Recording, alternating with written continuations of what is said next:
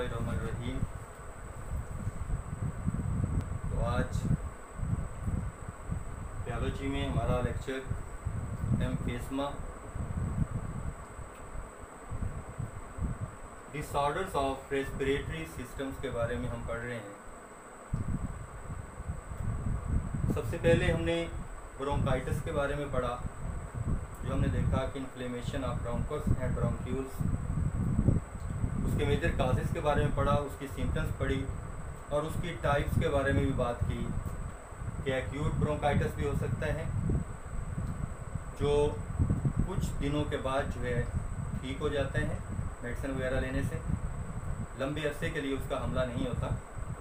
लेकिन जो chronic bronchitis था उसका हमला जो है लंबे अरसे तक मुहीत होता है, और क्योंकि एक लॉन्ग इंटरवल के लिए इंसान जो है उसमें इंड्यूल हो जाता है, सफ़र हो जाता है, जिसकी वजह से उसको मुसलसल मेडिसिन या एंटीबायोटिक्स वगैरह जो है यूज़ करनी पड़ती हैं।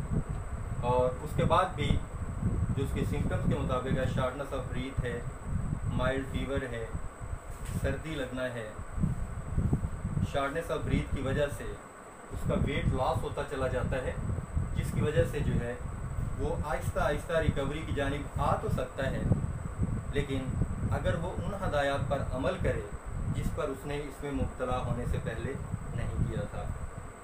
कि स्मोकिंग जो है इसका मेजर काज है, तो उसको ख़त्म करना होगा, बल्कि पैसिव स्मोकिंग यानी ऐसे माहौल से भी इज्तनाब बरतना होगा जहाँ पर वो खुद तो सिगरेट नहीं पी रहा, लेकिन दूसरा कोई शख्स जो है वहाँ पर बैठा शख्स सिगरेट पी रहा है, या किसी ऐसी गैदरिंग में वो बैठा है जहाँ पर बहुत से लोग जो हैं वो स्मोकिंग कर रहे हैं। तो ऐसे माहौल से उसको हटना होगा, तभी जाकर वो अपने इस कॉम्प्लेक्सिटी के ऊपर जो है वो काबू पा सकता है। आज का हमारा लेक्चर जो है एम्फिज़मा के बारे में है। अपनी सेहत से ज़रूरी दुनिया में और कोई चीज़ नहीं। सेहत है तो ये जहान है, सेहत नहीं है तो कुछ भी नहीं है। ये दुनिया के महल, ये मनारे, ये ऐशो इशरत तभी अच्छी लगती है अगर इंसान की अपनी सेहत अच्छी है। तो ये जो बीमारियां हैं, ख़ास तौर पर रेस्पिरेटरी सिस्टम की, इसमें बारहा उसने बता दिया कि इसका जो मेजर काज है वो स्मोकिंग, चाहे वो एक्टिव स्मोकिंग हो या पैसिव स्मोकिंग हो। इसके बारे में मैंने आपको बता दिया है। इसके असरात सेहत पर नेगेटिव ही हो सकते हैं, चाहे वो ब्रोंकाइटिस की शक्ल में हो, एम्फिज़मा की शक्ल में हो, एज़मा की शक्ल में हो, नमूनिया की शक्ल में हो, या लंग कैंसर की शक्ल में हो। तबाही ही तबाही है। तो लिहाजा गवर्नमेंट ऑफ पाकिस्तान जो है इन चीज़ों के ऊपर बारहा अपने जो है ना इश्तिहारात जो है इलेक्ट्रॉनिक मीडिया पर भी नशर करती है, और वो पैक्स जिनके अंदर ये सिगरेट्स वगैरह इस टाइप की चीज़ होती है, सेल आउट करने से पहले उसके ऊपर ना सिर्फ लिखा जाता है कि ये आपकी सेहत के लिए मुज़र है, बल्कि साथ उन्होंने वहाँ पर डायग्राम भी दी होती है कि एक शख्स अगर पढ़ लिख नहीं सकता तो कम से कम वो डायग्राम तो देख सकता है कि एक स्मोकर और नॉन स्मोकर के जो लंग्स हैं उनमें क्या फ़र्क है, उनकी ओरल कैविटी के अंदर क्या डिफरेंस है। तो अगर बंदा फिर भी उसको देखकर जो है इससे इज्तनाब नहीं बरतता, तो इसका मतलब क्या हुआ कि उसके अंदर सुसाइडल थाट्स पाई जाती हैं, यानी वो खुदकुशी कर रहा है। एक चीज़ है, पता है कि ये पॉइजन है, खाने से मौत वाक़ई हो जाएगी, और अगर मैं फिर भी उसको पकड़कर इस्तेमाल कर लेता हूँ तो मैंने खुदकुशी की है। ये अल्लाह के फैसले हैं कि वो मेरे सांस जो है वो लंबे कर दे या मुझे ले जाए, लेकिन मैंने अपनी तरफ से खुदकुशी कर ली। तो लिहाजा ये आगाही जो है फराहम की जाती है। ये लेसन्स जो बुक्स के अंदर, दरसी कुतुब के अंदर मौजूद होते हैं, ये भी हमारे करैक्टर को बेहतर करने के लिए होते हैं। उम्मीद करता हूँ कि आप लोग इसको सिर्फ सिलेबस समझ कर नहीं पढ़ेंगे, बल्कि इसके जो नुकसानदेह असरात हैं उनको अपनी रोज़मर्रा ज़िंदगी से दूर करेंगे। ऐसा शख्स जो स्मोकर है, आपका रिलेटिव है, उसकी रिस्पेक्ट करना ठीक हमारा अखलाकी फ़र्ज़ है, लेकिन उसको इस आदत से मना करना कि वो इस आदत से हट जाए, उससे सोशल स्टिग्मा भी ज़रूरी है, यानी थोड़ी सी उससे नफ़रत का आज़ाद, उसकी शख्सियत की वजह से नहीं, उसकी आदत की वजह से, ताकि हो सकता है कि उसके अंदर कोई ऐसे जज्बात उजागर हो जाएं, ऐसी फीलिंग्स आ जाएं कि वो सेंसेबल होकर इस जानिब वापस लौट आए और अपनी सेहत को बहाल कर ले। अब हम टॉपिक की तरफ वापस आते हैं। एम्फिस्मा, इसमें ये हमने पढ़ा था कि हमारे लंग्स के अंदर वो मखसूस स्ट्रक्चर्स जिनके अंदर गैसवस एक्सचेंज होता है वो एल्वियोलाई है, जिनको एयर सैक्स कहा जाता है। और यहाँ पर एम्फिस्मा के अंदर वही एयर सैक्स की जो वॉल्स हैं वो ब्रेकअप होना शुरू हो जाती हैं। चूँकि एल्वियोलाई की दीवारें जो हैं वो हमें एब्जॉर्प्शन के लिए एक मखसूस सरफेस एरिया मुहैया करते हैं। ये सरफेस एरिया ऑक्सीजन की जो डिफ्यूजन है उसको आसान बनाता है। जितना ज़्यादा सरफेस एरिया होगा उतनी ज़्यादा ऑक्सीजन जो है हमारे खून में शामिल हो रही होगी और उतनी ज़्यादा कार्बन डाइऑक्साइड जो है वो डिफ्यूज़ आउट हो रही होगी। तो लिहाजा जब एम्फिस्मा में मुब्तला शख्स अपनी एल्वियोलाई की दीवारों को खो देता है तो इसका मतलब है कि उसने एब्जॉर्प्शन के लिए, ऑक्सीजन की एब्जॉर्प्शन के लिए जो दरकार सतही रकबा था उसमें कमी कर ली है। इसी ने नहीं की, उसने खुद से अपनी जान के ऊपर ये खेल खेला है। तो एम्फिस्मा में एल्वियोलाई की जो दीवारें हैं, एक नॉर्मल पर्सन में और एक इन्फेक्टेड पर्सन में। इसको अगर हम नॉर्मल पर्सन कहें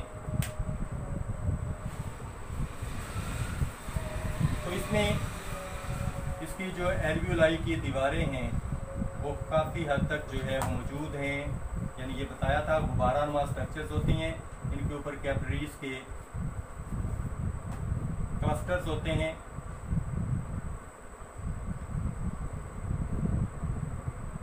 ये एल्वियोलाई की दीवारें हैं, हर जगह से एब्जॉर्प्शन जो है वो होती है। यानी इसके ऊपर जो है इस तरह से कैपिलरीज के गुच्छे जो हैं वो इसके ऊपर मौजूद हैं।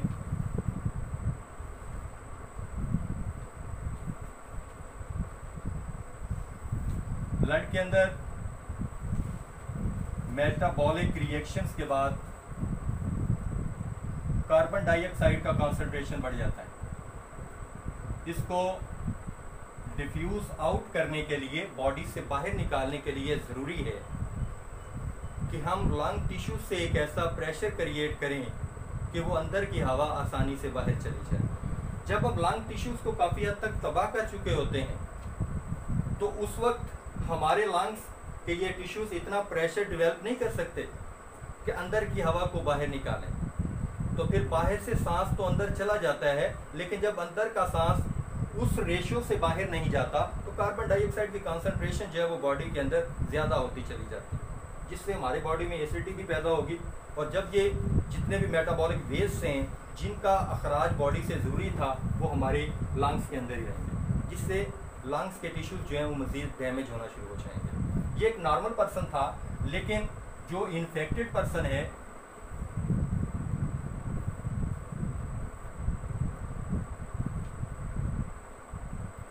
इन्फेक्टेड पर्सन में जो एम्फिस्मा का शिकार हो चुका है उसमें एल्वियोलाई की ये जो वॉल्स हैं ये काफ़ी हद तक जो हैं वो डैमेज हो चुके हैं, यानी बहुत कम दस्तयाब हैं।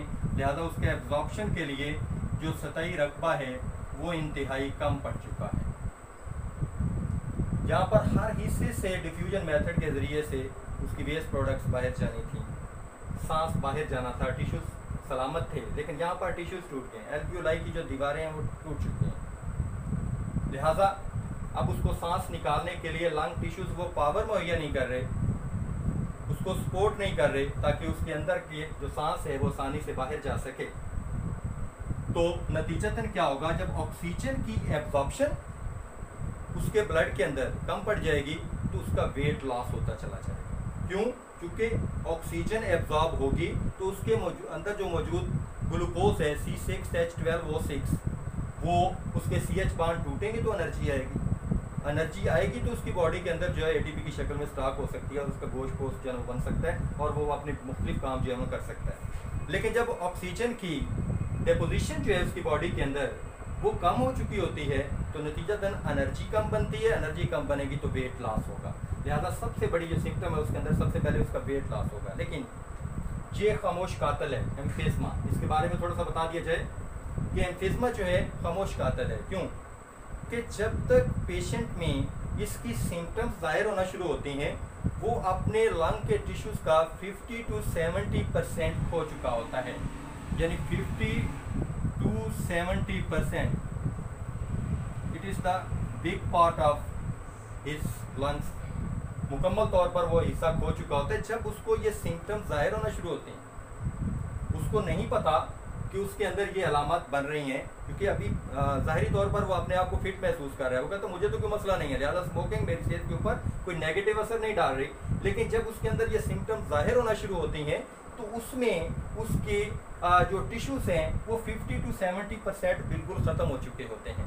अब जब उसको ये अलामत आई यानी उसका वेट लॉस होना शुरू हुआ, शॉर्टनेस ऑफ ब्रीथ हुई यानी सांस लेने में उसको तंगी हुई, उसको टेम्परेचर रहने लगा, तो उसने जो है डॉक्टर से रजू किया और आफ्टर उसको जब मुआयना के लिए भेजा गया तो उसके जो यहाँ पर डायग्नोज होगी उसके लिए जो बीमारी वो एम्फिस्मा वो 50 to 70% पहले ही हो चुका है। लिहाजा अब रिकवरी के लिए उसके पास कोई ज़्यादा टाइम नहीं बचा। लिहाजा इससे बचने का वाहिद रास्ता यही है कि हम इस नशे की गंदी आदत में नहीं पड़ें, स्मोकिंग से नफरत करें। ये तमाम जो डिजीज़ आपको पढ़ाई जाएंगी जिसका ताल्लुक जो है रेस्पिरेटरी सिस्टम से होगा, इसमें जो मरकज़ो महवर है, जो मरकज़ी नुक्ता है वो स्मोकिंग ही है। स्मोकिंग से रुक जाएंगे तो हमारे लिए हमारी लाइफ जो है वो बेहतरीन हो जाएगी, फ्रूटफुल हो जाएगी। लेकिन अगर जो हम इससे नहीं रुकेंगे तो देख लो एक खामोश कातिल हमारे अंदर ये मौजूद था, हमें नहीं पता चला कि हमारे अंदर जो इतना बड़ा डैमेज हो रहा है कि जिसका कोई अल्टरनेट ही नहीं है, कुछ भी उसकी जो है कंपनसेशन नहीं है। तो लिहाजा इससे रुक जाना ही बेहतर है। उम्मीद है कि ये जो दरसी कुतुब के अंदर ये दिए गए मुख्तलिफ़ किस्म के लेक्चर्स होते हैं ये किरदार को बेहतर करने के लिए होते हैं, सिर्फ मार्क्स लेने के लिए नहीं होते। लिहाजा इनको पढ़ा जाए और पढ़ने के बाद इस पर अमल दरामद भी किया जाए ताकि हम इस बुरी आदत से बच सकें, अपने आप को भी बचाएं और अपने जो बुज़ुर्ग हजरात हैं जो इस आदत में बहुत आगे तक जा चुके हैं उनकी रहनुमाई के लिए भी उनको जो है वक्तन फ़वक्तन जो है ये चीज़ें बताई जाएं कि इसका इतना बड़ा नुकसान है, लिहाजा इससे जो है वो बचा जाए। अल्लाह ताला की ज़ात हमें इस पर अमल करने की तौफ़ीक अता फरमाए। अगर लेक्चर आपको पसंद आए तो इसको सब्सक्राइब भी कीजिएगा और इसके साथ दिया गया जो बेल का साइन है उसको प्रेस करके आप जो है हमारे नोटिफिकेशन जो हैं वो अपने मोबाइल पर लाइव देख सकते हैं ताकि आने वाले लेक्चर जो हैं आपको आसानी से मिल सकें। अस्सलाम।